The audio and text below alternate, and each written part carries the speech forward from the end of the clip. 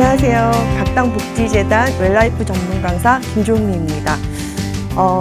죽음에 묻고 삶이 답하다 란 큰 주제를 가지고 여러분 4회차에 걸쳐서 만나 뵙게 되었습니다. 오늘은 그 첫 번째 시간으로 삶의 가치를 되돌아볼 수 있는 죽음 준비 교육 이러한 주제로 여러분들하고 이야기 나눠보도록 하겠습니다. 정해진 시간 동안 여러분들한테 소중하고 의미 있는 그런 시간이 될 수 있도록 최선을 다해 보도록 하겠습니다. 저는 16년째 부모 교육 강의를 하고 있습니다. 그러다가 어느 순간 웰다잉 공부를 해야겠다, 하고 싶다. 그리고 웰다잉 강사가 돼야겠다. 이런 결심을 하고 또 이렇게 실천에 옮기기까지 저에게 커다란 영향을 미친 두 분이 계세요. 한 분은 4년 전에 하늘나라에 가신 저희 친정 아버지시고요. 한 분은 굉장히 유명한 여배우십니다. 저희 친정에 부모님을 뵈러 가면 현관에서 가장 가까운 방에 컴퓨터 책상을 설치하고 아버지께서 늘 거기서 컴퓨터로 바둑을 두시거나 성서를 필사를 하고 계셨어요. 저희 친정 부모님은 카톨릭 신자시거든요. 친정 부모님을 뵈러 갈 때 현관에서 이렇게 들어가면서 아버지께서 앉아서 늘 그렇게 성서를 필사하고 계시는 옆모습을 보면서 들어가는데 그 모습이 너무너무 좋았어요. 근데 아마 은퇴하시고 이렇게 필사하신 성서가 노트가 한 이 정도가 될 정도로 늘 그런 모습이 아름다웠습니다. 그런데 투병하시고 임종이 가까워지는 시간에는 제가 아버지를 바라보는 시선이 우리 아빠 왜 이렇게 삶의 집착이 강하실까? 왜 이렇게 죽음을 받아들이시지 못하실까? 그런 시선으로 또 그런 모든 제가 그런 에너지로 아버지를 바라봤겠죠. 근데 돌아가시고 나서 알았어요. 우리 아빠는 그때 죽음에 대한 삶에 대한 집착이 아니라 정말 죽음에 대한 두려움이셨었구나. 그때 제가 크게 느낀 거는 죽음 준비도 공부해야 되는 거구나 라는 것을 크게 깨달았습니다. 다음으로 저에게 두 번째로 영향을 미친 분은 키키키린이라는 일본의 유명한 여배우세요. 우리나라로 하면 아마 윤여정 아니면 김혜자 그런 분급이 아닐까 이렇게 추측을 해보는데요. 저는 이분 영화를 이렇게 찾아서 보는 정도로 되게 좋아해요. 근데 어느 기자가 이분이 잡지나 신문이나 방송에서 이렇게 인터뷰한 내용들을 모아가지고 키키키린 그녀가 남긴 120가지 말, 그래서 그분의 어록을 모아놓은 책이 있었어요. 너무 반가운 마음에 그 책을 이렇게 봤어요. 그 인터뷰를 할 때 당시에 에피소드를 이렇게 겸해서 그렇게 책이 구성이 되었습니다. 책을 보다가 사람은 언젠가 죽는 게 아니라 언제든 죽는다는 걸 알았습니다. 이 문장, 우리가 그냥 흔히 얘기하죠. 사람은 누구나 다 죽어. 저를 비롯해서 이 공간 안에 있는 우리 모두 언젠간 다 죽어. 이렇게 얘기를 하지만 그 누구나에 저를 포함해서 우리는 그 누구나에 나는 빠져있는 듯이 살고 있다는 거예요. 늘 아는 문장이었는데도 그냥 이 책을 통해서 제가 좋아하는 여배우의 어록을 통해서 이 문장을 만나고 이 문장이 제 가슴으로 훅 들어왔었어요. 이 문장을 만나고 나서 다시 삶의 근원적인 이런 질문이 떠올랐습니다. 삶의 근원적인 질문 두 가지. 어떻게 살 것인가? 어떻게 죽을 것인가? 삶의 목표를 찾아가는 거에 대한 질문이 어떻게 살 것인가라면 삶에 있어서 가장 가치 있고 소중한 질문은 어떻게 죽을 것인가가 아닐까 생각이 들어요. 이렇게 실존적인 질문을 마주하면서 죽음 준비는 여기서부터 시작되지 않은가 생각이 됩니다. 그런데요, 어떻게 살 것인가를 깊이 성찰하는 사람은 결국 잘 죽을 수밖에 없고 어떻게 죽을 것인가를 고민하면서 자신의 죽음을 준비하는 사람은 지금 이 순간을 잘 살 수밖에 없다는 거죠.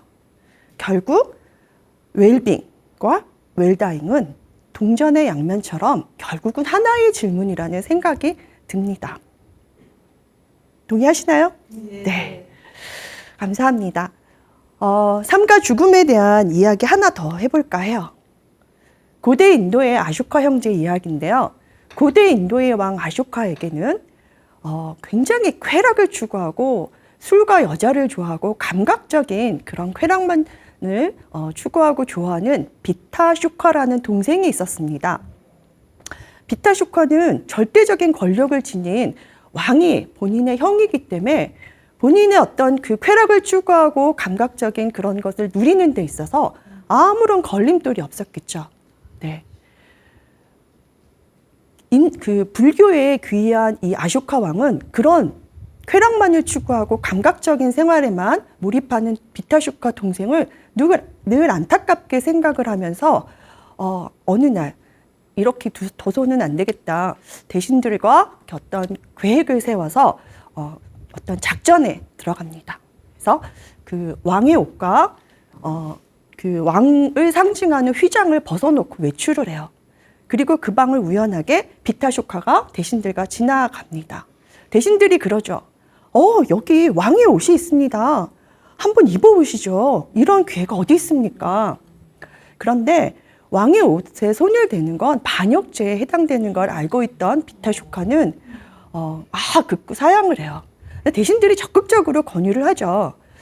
사고로 당신의 왕이 사망하기라도 한다면 당신이 왕위를 물려받아야 되는데 그냥 어울리는지나 한번 입어보시죠.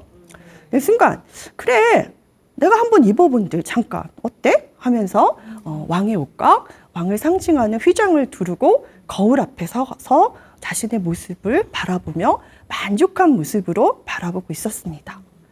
그 순간 아쇼카 왕이 방으로 들어와요. 그리고는 비타쇼카에게 분노에 찬 목소리로 아니 네가 지금 왕권을 넘보고 있단 말이냐? 하고 분노에 찬 목소리로 비타쇼카를 나무라면서 너는 왕권을 넘본 죄로 사형에 처하겠노라 라고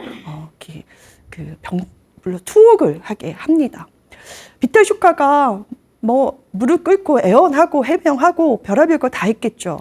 그래도 아쇼카 왕은 절대 너를 사형에 처하겠다라는 그 자신의 그 말에 번복을 하지 않습니다. 그런데 하나 조건을 내세워요. 그래도 네가 내 동생이니까 그리고 네가 이렇게 왕위의 권력을 원하고 있었으니까 내가 지금부터 딱 7일 동안은 너에게 아무런 책임도 묻지 않고 왕권을 주겠다. 7일 동안은 네가 왕으로서 다 누릴 걸 누려라. 여자, 술, 음악 모든 거를 너에게 다 허하노라. 단 7일 후에는 너를 반드시 사형에 처하겠노라. 7일이 지났습니다. 아쇼카 왕은 비타쇼카를 이렇게 불렀죠. 그래서 그래 7일 동안 너는 왕의 권력을 어떻게 누려보았느냐. 비타쇼카가 슬픔에 찬 목소리로 말을 합니다. 내가 곧 죽는데 내가 어찌 그런 모든 것을 누릴 수 있겠는가. 난 있겠습니까? 나는 단 하루도 잠을 잘 수가 없었습니다. 하고 고개를 푹 수그리고 슬픔에 찬 목소리로 기어 들어가는 목소리로 왕에게 얘기를 했겠죠. 자, 그 말을 듣자 아쇼카 왕은 그제서야 껄껄껄 웃으며 이제야 네가 진리를 알았구나. 그래, 너는 7일 후든 7달 후든 7년 후든 70년 후든 반드시 죽는다. 이렇게 반드시 죽는다는 걸 알면서 어떻게 감각적인 쾌락에만 빠져서 살 수 있겠는가.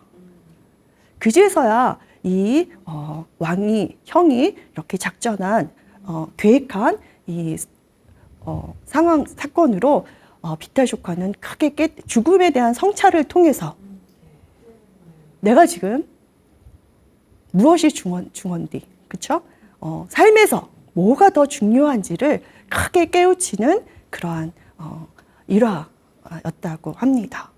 여기서 우리가 한 번 더 되새겨야 될 게 우리는 7일 후든 7달 후든 7년 후든 70년 후든 뭐한다? 반드시 죽는다 라는 걸 기억했으면 좋겠습니다. 최근에 작고하신 이어령 선생님 아시죠? 이어령 선생님의 마지막 수업을 통해서 이어령 선생님 뭐 누구나 다 아시는 시대의 지성인이시죠. 이분께서 그 투병을 하시면서 이어령의 마지막 수업이라는 책을 통해서 우리에게 삶에 대한 성찰, 죽음에 대한 성찰의 수업을 해주셨습니다. 책을 보다 이 코로나 상황하고 이렇게 연관된 문장이 있어서 제가 한번 발췌를 해봤어요. 마스크 한 장, 그게 생명이었어. 전 인류가 죽음을 잊고 돈, 놀이, 관능적인 감각에만 빠져 있다가 퍼뜩 정신이 든 거야. 자기 호주머니 속에 덮여있던 유리그릇 같은 죽음을 발견한 거야. 주머니에 유리그릇을 넣고 다녀봐. 깨질 것 같아서 불안하지? 그게 죽음이라네. 코로나는 바로 그 깨지기 쉬운 유리그릇을 안고 있는 우리 모습을 들춰냈어. 코로나가 대단한 일을 했다는 거야. 팬데믹 앞에서 깨달은 거지. 죽음이 코앞에 있다는 걸. 저는 주머니에 유리그릇을 넣고 다닌다는 이 표현이 너무 좋았어요. 이것도 아까 키키키린의 어록과 같이 사람은 언젠가 죽는 게 아니라 언제든 죽을 수 있다라는 이거를 코로나와 빗대서 우리에게 이런 수업을 해주시고 돌아가셨다고 생각을 합니다. 네. 자, 로마의 철학자 키케로는 지혜로운 사람에겐 삶 전체가 죽음에 대한 준비이다. 원불교 경전에 나이 40이 넘으면 평소 죽어가는 보따리를 챙기기 시작하여야 죽어갈 때 바쁜 걸음을 지치지 아니하리라. 자, 알폰스 던켄이라는 분이 독일의 그 수도자시고 일본으로 건너가서 일본의 어떤 죽음학에 대한 그 어떤 틀을 이렇게 만들어 두신 분이고요. 또 우리나라에도 이분의 이러한 그 죽음에 대한 이런 커리큘럼에 영향을 많이 받았어요. 그래서 우리 이런 커리큘럼이 이분의 이런 15가지 목표에 많이 이렇게 영향을 받고 있어요. 결국 알폰스 던켄 박사가 강조하는 건 죽음 준비의 가장 베스트는 죽음 준비를 공부하는 것이다라는 걸 강조하신 거예요. 그래서 이 이야기는 제가 후반부에 가서 다시 한번 언급하도록 하겠습니다. 그래서 여기까지 이렇게 죽음 준비 공부해야 한다라는 걸 여러 가지 학자들이나 이런 철학자들을 통해서 한번 우리가 알아봤어요. 이거는 뭐냐면 2014년도인가 EBS 다큐프라임이라는 데서 데스 3부작이라는 프로를 방영했었어요.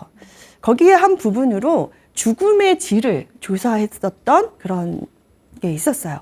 삶의 질은 많이 들어봐서 익숙한데 죽음의 질은 굉장히 생소하시죠? 네. 세계 40개국 나라를 중심으로 이렇게 죽음의 질을 이렇게 조사를 했는데 세계 1위가 영국이래요. 네. 여러분 1위가 영국이라고 딱 이렇게 하면 그 다음 드는 생각이 뭐 있나요? 한국은, 우리나라는 이런 의문이 생기지 않나요? 예, 영국이 1위야? 그럼 우리나라는 몇일까요? 이런 생각 드시죠? 예, 우리나라는 40개국 중에서 32위예요. 우간다하고 이렇게 어깨를 나란히 하고 있다고 그래요. 자, 영국의 죽음의 질이 세계 1위인 이유가 국민의 의식 수준이 월등히 우리나라보다 높아서도 아니고요. 의료 수준이나 이런 고가의 의료 장비가 월등히 많아서도 아니래요. 오히려 우리나라가 더 좋다고 그래요. 그런데 이렇게 죽음의 질이 1위인 이유가 영국에서는 국가적인 차원에서 이런 죽음에 대한 그런 홍보를 해요. 죽음도 삶의 자연스러운 어떤 과정이다.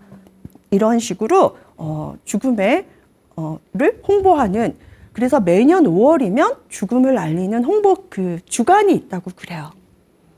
그리고 죽음 준비에 대한 교육도 국가적 차원에서 굉장히 많이 적극적으로 홍보를 한다고 그래요. 우리나라랑 되게 비교되는 거죠. 예. 그 중에서 굉장히 인상적으로 저에게 와닿았던 건 데스카페라는 거였어요. 예, 카페에 모여서 죽음에 대한 이야기를 나누는 거죠. 예. 그런 데스카페 이렇게 해서 이렇게 군데군데 그런 그 모임들을 적극적으로 장려를 하는 거예요. 그럼 성인들만 이런 데스카페를 참여하느냐? 아니에요. 청소년이나 어린이들도 그런 데스카페에 참여해서 활동도 하고 이야기도 하고 교육도 받고 이런 게 너무 자연스러운 게 캠페인처럼 되고 있다는 거죠. 일본의 시키고등학교의 어느 선생님께서 정말 체계적으로 커리큘럼을 만들어서 고등학교 대상으로 교육을 하신 거예요. 보면 1회차가 가까운 사람이나 반려동물의 죽음, 임박해온 죽음, 당신은 어떻게 하겠는가? 자살을 인정해야 하는가? 회생 가능성 없을 경우 병명 통지에 대해, 죽음의 공포에 대하여, 자신의 장례식을 디자인한다. 네, 이런 연관 계획표를 세워서 이런 죽음 교육을 이렇게 했을 때 얻어지는 효과는 학교 내 폭력이라든가 자살, 청소년 탈선, 왕따 이런 문제들이 굉장히 많이 해소됐다라는 거예요.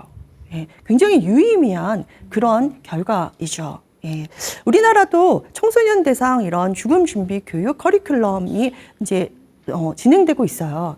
저희 각당 복지재단에서도 그런 프로그램을 진행을 하고 있는데 그렇게 활성화되지는 않았어요.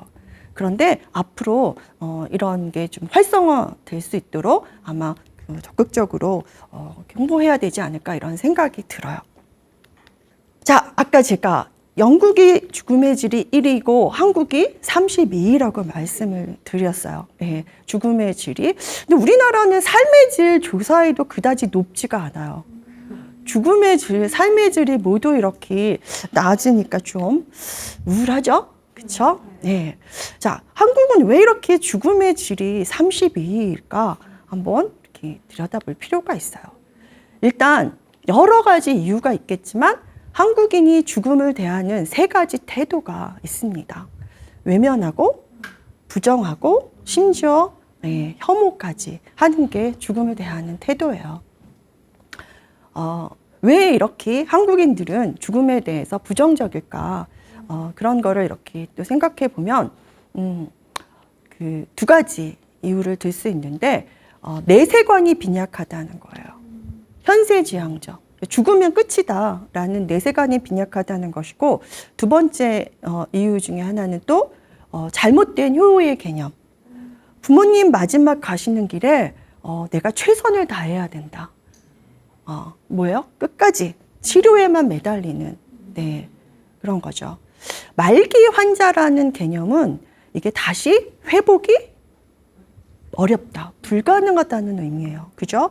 말기 환자임에도 불구하고 우리나라 사람들은 굉장히 끝까지 치료에 매달리는 그 이유, 그 결과가 항생제 사용량이 굉장히 세계 최고라고 할 정도로 높아요.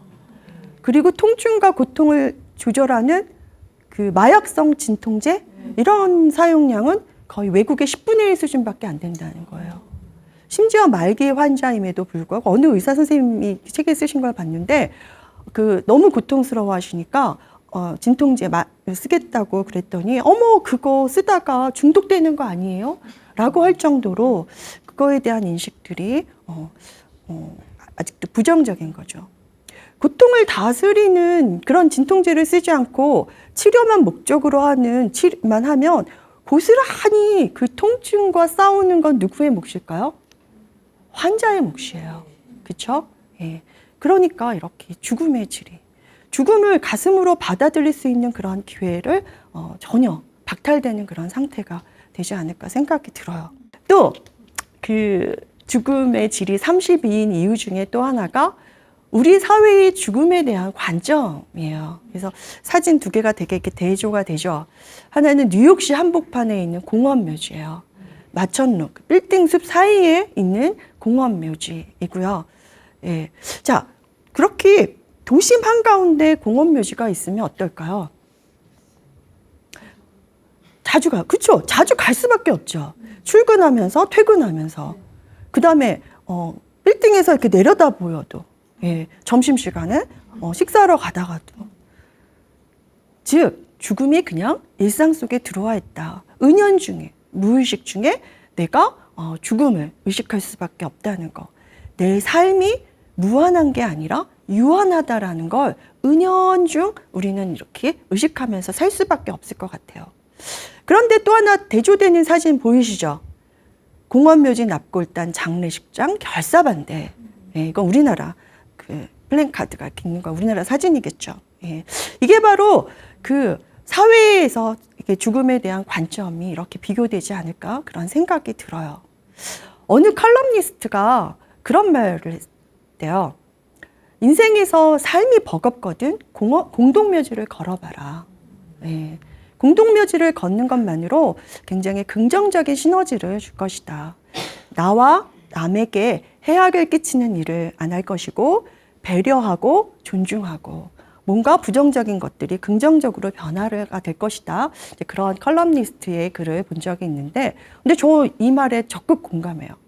왜냐하면 저는 웰다잉 강사니까 이렇게 제가 어떤 제 사적인 생활이 어떻든 간에 강의가 있으면 강의 준비를 해야 되잖아요. 책을 보고 자료를 찾고 뭐 그러는데 어느 순간 제가 그러고 있으면 저의 어떤 무거웠던 묵직했던 그 문제들이 굉장히 긍정적으로 가벼워지는 거를 여러 번 경험했어요. 그래서 그 삶에 버겁거든 공동묘지를 걸어봐라. 이 말이 다시 한 번 더 되새겨지는 그런 경험입니다. 여러분들도 한번 실천해 보세요. 네. 자, 그러면 왜 지금 새삼스럽게 죽음에 대해서 배워야 하는가? 죽음 준비 교육의 필요성, 우리의 관점, 사회적인 관점 이런 걸 봤다면 그럼 도대체 우리가 왜 이런 공부를 해야 될까? 이제 그런 화두를 한번 던져 봅시다. 죽음에 대해 배운다는 것은 죽음에 이르기까지 살아가는 방법을 배우는 것이다. 예, 죽음이 결국 사는 방법을 배운다는 거죠. 그래서 메멘토 모리, 라틴어로 메멘토 모리는 자신의 죽음을 기억하라, 너는 반드시 죽는다는 것을 기억하라라는 라틴어가 갖고 있는 의미예요. 중세 수도승들은 길을 지나가다가 앞에 사람이 오면 인사를 할 때 메멘토 모리 그랬다고 그래요. 너 반드시 죽어, 죽음을 기억해, 죽음을 기억해 이러면서 인사를 하면서 지나갔다는 거예요. 예. 그 다음에 까르페 디엠도 라틴어로 현재를 즐겨라, 지금 이 순간을 살아라. 까르페 디엠은 옛날에 나왔던 그 죽은 시인의 사회에 그 키팅 선생님이 학생들에게 했던 얘기로 이렇게 많이 이렇게 알고 있어요. 메멘토 모리 까르페 디엠이 결국은 뭘까요? 웰빙, 웰다잉이 주는 그 메시지인 거죠. 죽음을 기억하고 지금 이 순간을 살아라. 아쇼카 왕이 비타쇼카에게 죽음을 기억해. 넌 반드시 죽는다는 걸 기억해. 그럼 지금 네가 무엇을 해야 될까? 그런 메시지를 우리 앞전에서 줬듯이 그런 맥락의 이야기가 우리가 지금 새삼스럽게 죽음에 대해 배워야 하는 이유가 되는 거라고 생각을 합니다. 왜 지금 새삼스럽게 죽음에 대해 배워야 하는가? 삶의 가치를 되돌아볼 수 있는 죽음 준비 교육. 나의 마지막 모습을 한번 상상해 보자는 거예요. 아까 식희고등학교 그 커리큘럼 중에서 자신의 죽음을 고등학생 대상으로 죽음을 디자인하는 그런 그 주제가 있었어요. 예, 그래서 우리는 한번 나의 죽음을 내가 디자인해 본 적이 있는가? 생각해 본 적이 있는가? 계획해 본 적이 있는가? 사실은 내가 나의 죽음을 계획하고 준비한다고 해도 그렇게 될까요? 안 되죠. 예. 그럼에도 불구하고 내가 나의 죽음을 준비하는 건 어떤 의미를 줄까요? 지금을 알차게 살아갈 수 있는, 그렇죠? 예, 그런 기회를 가져올 수 있어요. 자, 여기도 또 이렇게 대조되는 사진을 이렇게 두 개를 이렇게 놨어요. 21세기 과학의 발달, 예, 생명영장. 정말 너무 의학이 발달됐어요. 그래서 말기 환자, 뭐 이런 그 환자들도 굉장히 그 생명 연장을 하는 그런 거를 여러분 주변에서 지인들의 그런 모습에서 많이 보셨을 거예요. 그죠? 예. 그 중환자실의 의미는 굉장히 중한 그런 그 치료를 심각한 어떤 질병이나 사고로 인해서 그런 사고를 당했을 때 중환자실에서 그 집중 치료를 해서 그 사람을 정상적으로 이렇게 생활에 복귀시키는 게 중환자실의 목적이겠죠. 그런데 어느 순간 중환자실이 이렇게 의식이 없는 환자에게 모든 구멍이란 구멍에 호스를 다 끼워서 음식도 호스를 통해서 그다음에 배설도 호스를 통해서 숨도 그렇게 기계를 통해서 그런 식으로 이렇게 다 꽂고 보호자들은 하루에 정해진 어떤 시간에 잠깐 그런 상태로 있는 환자를 이렇게 만져보고 이렇게 들여다보고 나오면서 그러면서 그 기계음들이 다 이렇게 꺼지면 그제서야 죽음을 받아들여지게 되는 이런 당하는 죽음, 마치 중환자실이 임종실로 변한 요즘의 세태를 우리는 한 번쯤 간과하지 말고 생각해 볼 필요가 있다는 생각이 들어요. 자, 옆의 모습은, 나의 마지막 모습은 좀 대조되는 그런 사진으로 어디 같아요? 호스피스 병동이죠. 네. 가장 임종 순간 가장 바람직한 건 임종하는 그 순간까지 의식이 있는 상태로 그 보호자들하고 그 가족들하고 이렇게 눈 맞추고 이야기 듣고 내가 말은 할 수 없어도 그런 어떤 품 안에서 내가 작별 인사를 하는 게 가장 아름답고 그 원하는 모습이 아닐까 그렇게 생각이 들어요. 그래서 호스피스 병동에서 이렇게 맞이하는 죽음을 한번 내가 계획해 보는 건 어떨까. 근데 어떤 그 아직까지 우리나라에서 이렇게 아까 그 고통을 다스려 주는 마약성 진통제를 거부하듯이 호스피스 병동을 이렇게 권유하면 치료를 그만하라는 거냐 이러면서 이렇게 거부하시기도 하고 그래요. 그래서 이렇게 한번 나의 모습을 한번 상상해 보면서 준비하는 이런 시간이 바로 죽음에 대해서 배워야 하는 목적이 된다고 생각이 듭니다. 자, 다시 한번 강조를 하면 외면하고 부정하고 혐오하는 이런 태도, 그 다음에 이러한 것들로 인해서 인간으로서 존엄하게 죽음을 맞이하고 생을 마칠 수 있는 기회를 박탈당하지 않게, 그 다음에 비가역적인 상태에도 죽음 준비보다 무작정 삶을 연장하는 지금의 실태, 이런 거를 지금 다시 한번 생각해 보면서 나의 죽음을 어떻게 맞이할 것인가, 그리고 사랑하는 가족과 친구의 죽음을 어떻게 바라보아야 하는가, 내가 주인공이 돼서, 주연이 돼서 한번 이거를 구체적으로 생각해 보는 그런 시간을 가져보는 게 가장 중요하지 않을까 하는 바람입니다.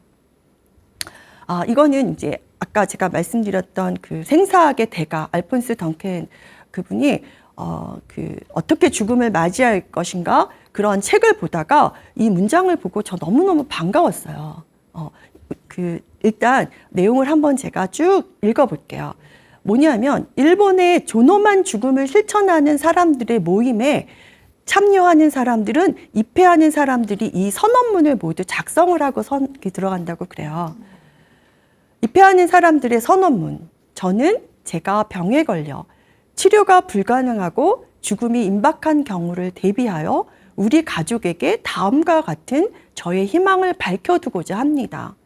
이 선언서는 저의 정신이 아직은 온전한 상태에 있을 때 적어놓은 것입니다. 따라서 저의 정신이 온전할 때는 이 선언서를 저 자신이 파기할 수도 있지만 철회하겠다는 문서를 재차 작성하지 않는 한 유효합니다. 저의 병이 현대의학으로 치료할 수 없고 곧 죽음이 임박하리라는 진단을 받을 경우 죽는 시간을 뒤로 미루기 위한 연명 조치는 일체 거부합니다. 다만 그런 경우 저의 고통을 완화하기 위한 조치는 최대한 취해 주시기 바랍니다. 이로 인해 예를 들어 마약 등의 부작용으로 죽음을 일찍 맞는다 해도 상관없습니다. 제가 몇 개월 이상 이른바 식물인간 상태에 빠졌을 때는 생명 유지를 위한 연명 조치를 중단해 주시기 바랍니다. 이와 같이 저의 선언서를 통해 제가 바라는 사항을 충실하게 실행해 주신 분들께 깊은 감사를 드립니다. 아울러 저의 요청에 따라 진행된 모든 행위의 책임은 저 자신에게 있음을 분명히 밝히고자 합니다. 그냥 늘 생각해뒀던 이런 거를 뭔가 이렇게 너무 이렇게 정돈된 문장으로 만나니까 저도 이게 너무 반가웠었어요. 이렇게 선언서를 작성하고 거기에 입회하는 그런 선언문이에요. 이렇게 죽음 준비를 하는 거죠, 사람들이. 자, 이 사진은 뭐냐면 2008년도인가 그 뉴질랜드의 79세 된 할머니께서 뇌졸중이나 이런 심장 질환으로 쓰러질 경우에 심폐소생술 하지 말라. 이거를 자신의 몸에다 문신을 한 사진이에요. 그래서 이렇게 가슴에다 이렇게 문신을 하고 그 다음에 만약에 이렇게 엎어져서 쓰러졌을 경우 뒤에 이렇게 나를 들쳐와라. 뒤에다도 이렇게 문신을 한 단호한 어떤 그 자신의 죽음에 대한 그 결의라고 볼 수 있겠죠. 네. 자, 요거는 뭐냐면 이 사진, 이 내용은 저희 부부의 죽음 준비예요. 저는 무남동녀 외동딸이 한 명 있는데, 제가 노란색으로 되어 있는 사전연명 의료의향서와 장기기증 희망 등록서는 이제 했다라는 거고 밑에 거는 이제 준비하고 있다는 건데, 과거에 엄마 아빠는 이렇게 이런 걸 준비했어 이렇게 얘기를 하면 저희 딸이 그런 얘기 왜 해 이러면서 대화가 안 됐어요. 근데 최근에 저희 딸이 이제 결혼도 했고 이제 저에게 그 자녀는 이제 딸하고 사위가 되잖아요. 그리고 올해가 저희 부부의 결혼 30주년 기념이에요. 올 가을이. 그래서 저희 부부가 계획한 게 이렇게 우리가 주인공이니까 우리가 식사 시간에 이렇게 이런 이야기를 하면 진지하게 얘기가 전해질 거다. 그래서 이렇게 이런 건 우리가 벌써 했고 그 다음에 이제 사전 치매 요양 의향서 이런 건 법적인 효력은 없지만 이렇게 양식화되어 있는 그런 그 툴이 있어요. 거기 그런 거. 그 다음에 아까 제가 그 존엄 선언서 쭉 읽은 거 있었잖아요. 이제 거기에 우리 그 각자의 이름을 써서 우리가 사인을 하는 거죠. 그리고 이제 그 웰다잉 수업을 하다 보니까 이런 엔딩 노트가 너무 괜찮은 거예요. 그래서 남편하고 약속한 게 우리 1년에 한 번씩 한번 엔딩 노트를 각각 만들어 보자. 네, 이러면서 이렇게 약속을 했어요. 그래서 이런 사항을 우리 결혼 30주년 기념 식사 자리에서 아이들에게 이렇게 의지를 표명하자 이제 그런 의도에서 준비를 해봤습니다. 왜냐하면 내가 아무리 나 이렇게 할 거야 해도 내가 임종하는 순간은 나는 의식이 없을 수 있잖아요. 내가 벌떡 일어나서 그거 아니야 이렇게 할 수가 없잖아요. 그래서 보호자에게 나의 강력한 의사 표명을 하는 그런 과정도 반드시 필요하다라고 생각을 합니다. 서두에 죽음의 성찰에서 제가 알폰스 던켄 박사의 This Education is Life Education 이 부분은 제가 후반부에 또 한 번 강조하겠습니다. 기억나세요? 네. 알폰스 던켄 박사님은 죽음 준비의 가장 베스트는 뭐예요? 죽음 준비 공부를 하는 것이다. 그래서 15가지 죽음 준비 그 목표를 딱 제시를 했습니다. 그래서 한번 그거를 다 장황하게 설명을 해드릴 수는 없고요. 간단하게 한번 하나하나 천천히 이렇게 보면서 강의를 마무리할까 해요. 1. 죽음의 6가지 단계를 이해하는 것. 부정, 분노, 타협, 우울, 수용, 기대, 희망. 근데 여기 좀 이상하죠? 6가지라 그랬는데 지금 더 늘어났죠? 그렇죠. 예. 엘리자베스 퀴블러 로스라는 죽음학의 효시, 호스피스의 데모이신 그분이 이렇게 임종하는 그런 환자들을 많이 이렇게 작별을 이렇게 하면서 이분이 죽음을 가는 받아들이는 6가지 단계를 이렇게 만드셨어요. 예, 그게 바로 분노, 부종, 타협, 우울, 수용이에요. 예. 이게 뭐 순서대로 이렇게 되는 건 아니지만 뭐 가다가 다시 뒤로 가고 뭐 이러기도 하지만 대체적으로 이렇게 해가지고 이렇게 우리에게 이런 6가지 단계를 알려주셨고요. 알폰스 던켄 박사님이 여기에 기대와 희망에 대한 거를 하나 더 이렇게 추가해서 이렇게 만들어주신 거예요. 기대와 희망은 뭘까요? 뭐에 대한 기대와 희망일까요? 죽음 이후에, 죽음 이후에 대한 기대와 희망인 거예요. 자, 그 이야기는 이제 제가 또 다음 차시, 다음번에 이어가겠습니다. 그래서 살짝 그런 이야기를 제가 해봤어요. 그래서 6가지 단계의 알폰스 던켄 박사의 기대, 희망까지 이게 바로 죽음의 단계라고 우리가 이해를 하시면 되고요. 바로 죽음 교육에서 이런 거를 이렇게 우리가 공부를 한다고 보시면 되죠. 자기의 죽음을 인식하고 사색하며 인간의 존엄성을 성취하는 것. 이별의 슬픔을 지혜롭게 극복하여 인간적인 성장을 이루게 하는 것. 네. 그 작별에 대한, 그쵸? 이별에 대한 애도, 뭐 이런 거를 어떻게 극복하고, 떠난 사람, 남겨진 사람. 죽음에 대한 극단적인 공포심을 제거하는 것. 죽음에 대한 두려움이 굉장히 많은 부분 이런 공포심을 갖고 있어요. 그렇죠? 죽음 공부를 하면서 이런 공포심을 많이 이렇게 내려놓을 수 있겠죠. 죽음을 터부시하는 생각을 바꾸는 거. 우리 한국인의 태도 보셨었죠. 외면하고 부정하고 혐오하기까지. 그 다음에 이런 그 시설을 혐오 시설로 막 반대하는 그런 거. 자살을 방지하는 거. 이거는 정말 청소년 교육에 있어서 너무너무 중요해요.